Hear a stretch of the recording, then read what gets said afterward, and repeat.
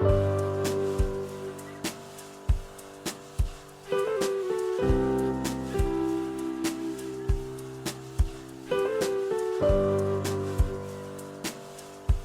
Friends, welcome back to my channel. कैसे हैं आप सब? उम्मीद करती हूँ बहुत बहुत अच्छे से होंगे। तो फ्रेंड्स, आज की वीडियो में मैं आपके साथ शेयर करूंगी बिल्कुल इस तरह से वेस्ट मटेरियल जो कि हमारे घर में एकदम से वेस्ट रहता है और इसे हम अनयूज समझ के डिस्कार्ड कर देते हैं, इसी का आज रीयूज मैं करूंगी और इसकी मदद से आज मैं आपके साथ शेयर करूंगी एक बहुत ही खूबसूरत सा प्लांटर, जिसके लिए हमें लेना है एक प्लास्टिक का कंटेनर किसी भी साइज का हो, नो इश्यू।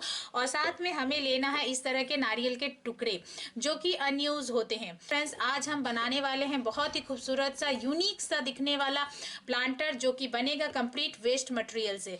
तो चलिए फ्रेंड्स, वीडियो शुरू करते हैं। उसके पहले फ्रेंड्स, रिक्वेस्ट है आपसे कि अगर आपको मेरा ये वीडियो पसंद आता है तो प्लीज प्लीज फ्रेंड इसे लाइक और शेयर जरूर करें।